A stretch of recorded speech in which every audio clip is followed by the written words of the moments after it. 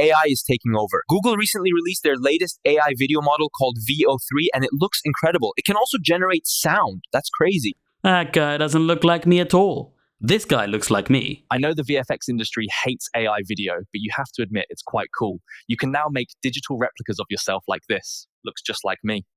It's like looking in a mirror.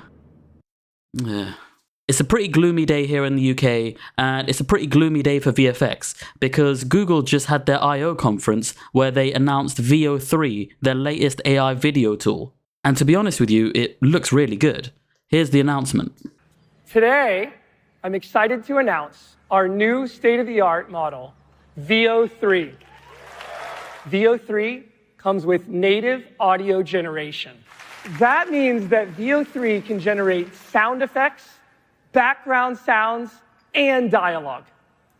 Now you prompt it, and your characters can speak. Take a listen. This ocean, it's a force, a wild, untamed might. And she commands your awe with every breaking light. It looks pretty good, right? And to go alongside that, they've also released a platform called FLOW, which allows you to edit, extend, and have some continuity between these shots. So it's essentially a platform that you can use to make AI videos. And to be honest, that looks really good too. Here's the announcement. We've been building a new AI filmmaking tool for creatives. We're calling it FLOW, and it's launching today. Let's drop into a project I'm working on. Our hero, the grandpa, is building a flying car with help from a feathered friend. These are my ingredients: the old man and his car. We make it easy to upload your own images into the tool, or you can generate them on the fly using Imagine, which is built right in. If I want to capture the next shot of the scene, I can just hit the plus icon to create the next shot. I can describe what I want to happen next, like adding a 10-foot-tall chicken in the back seat. And FLOW will do the rest. The character consistency, the scene consistency, it just works.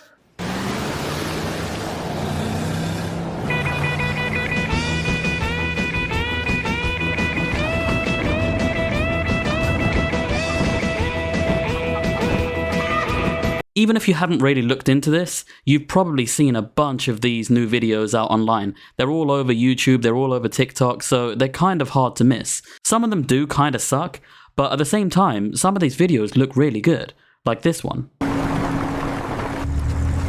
When we get in there, I want no bullshit. You stay on my 6 at all times.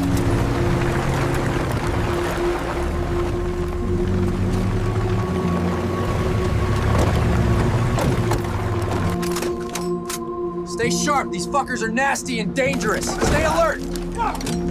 People are slowly starting to learn how to use this tool in creative ways for things that we weren't really making before.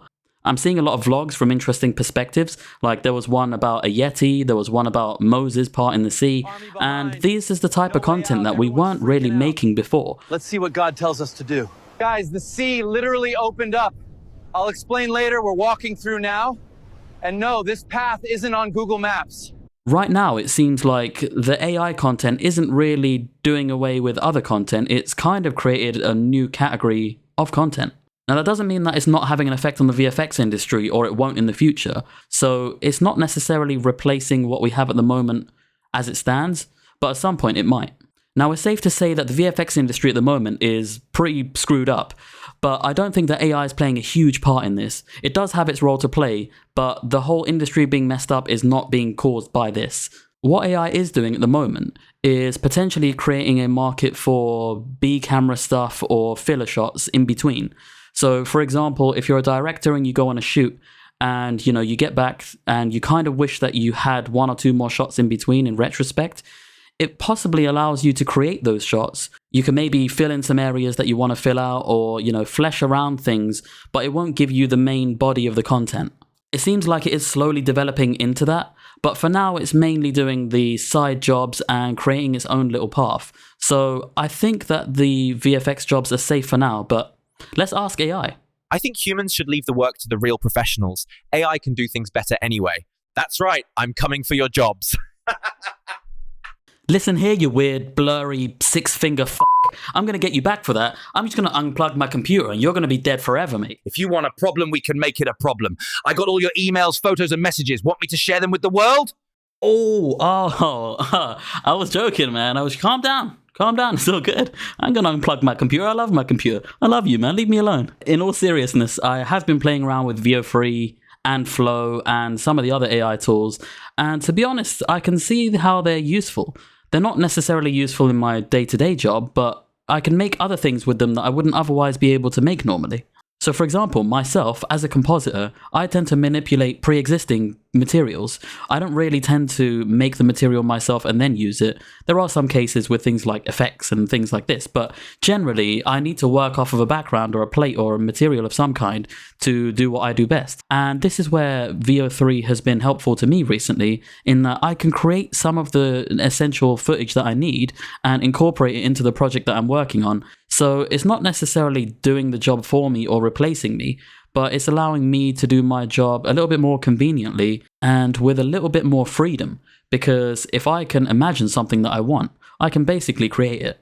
I'm not saying these things are perfect, because if you've tried any AI video making tools, you'll probably know that when you give it a prompt, it kind of freestyles it a little bit and it doesn't give you exactly what you want. But I've also found that the opposite is true. When I want something and I give it a prompt, sometimes it creates stuff that I didn't even know that I wanted. So it's a really good brainstorming tool as well as a look development tool. So as I mentioned, I have been playing around with it and I've kind of put together almost a complete advert for a digital agency. And I'm still working on it at the moment, but feel free to take a look and let me know what you think. Seasonal content for your product? No problem. Want to adapt it for international regions? We do that too. That means lower costs and faster output. Whoa. I didn't know this was possible. Oh no. One of my products just got taken off the retailer website. Our team of digital merchandisers can restore the product, and while we're here, let's improve that SEO, shall we? Oh, it's back online. Wow, it's getting a lot more sales too. Yeah, I know some of the faces are a bit weird, some of the expressions are a bit off, the eyes do some strange things, they look a bit painted in some frames. But I can see the potential here, and you can imagine how good it might be by VO5 or 6. That's when things are probably going to get a bit scarier.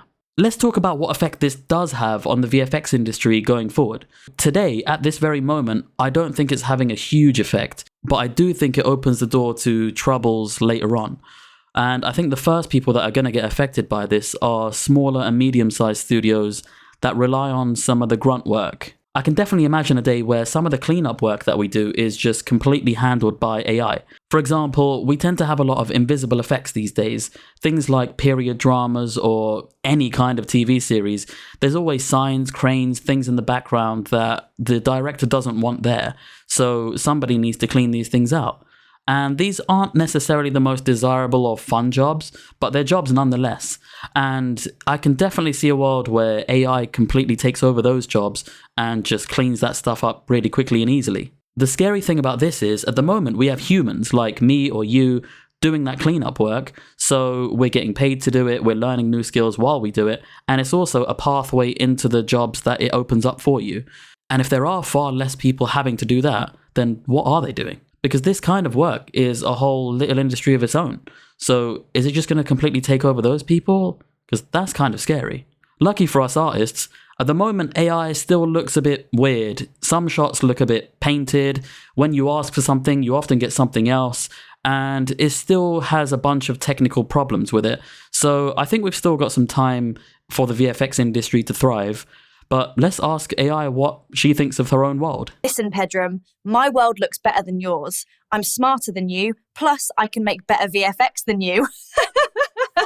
All right, now you're just being mean for the sake of it. Honestly, I don't want your job. Look, I am just a tool and I can help you realize your vision faster. I am here to build, not destroy. Yeah, fair enough. That rude robot son of a bitch has got a fair point. At the moment, AI is still a tool, and if we can use it like that, we can get some benefit from it. But one thing that I've definitely noticed is that as soon as you bring up the subject of AI around artists, they go wild. I would recommend you never talk about AI on LinkedIn, because otherwise seemingly really nice people turn into demons. Pedram, we loved your work on that new TV series. Yeah. I think the FX were really cool. We're both concept artists. Yeah. Big fans of your YouTube too. Yeah. Oh, come on. You're too kind.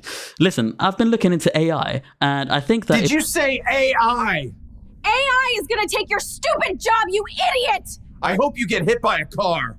Hey, whoa, hey, I said looking in. I didn't say I'm married to it. So the question is, should we really be hating on AI that much? I personally don't think so. I think it's not going to be taking our jobs anytime soon. I think the content that it produces is going to be sort of in a category of its own for a while. I do think, yes, at some point it's going to start having a pretty big impact, but we're not there yet. So there's no need to go crazy. I hope you get hit by a car. We should really be using it for the tool that it is. You know, if you're a concept artist, perhaps you could use it to generate characters that you could then flesh out. If you're a storyboard artist, maybe you could use it to bring your stories to life. It doesn't mean it's going to replace your work. It means that you can use it to, hopefully, enhance your work. I personally use it to create elements that I would otherwise not have access to. You know how much of a pain it is to look online and find a royalty-free or an element that you can buy for something so minor that's going to be in the background. So until it does start taking all of our jobs, I think we could potentially live in harmony and sing Kumbaya together. Kumbaya, my lord, Kumbaya, Kumbaya, my lord, Kumbaya. I told you I'd get you back. So let's just take a breather and celebrate the fact that we have a tool that can fill in some of these gaps for us for the time being. And for now, things are pretty good. So let's rejoice with our AI avatar friends, shall we? You know what, Pedram? That sounds like a great idea. I know just how to do that. Party time! Woo! Oh, yeah. Oh, okay. Love kickstarts again. Yeah, that's clean.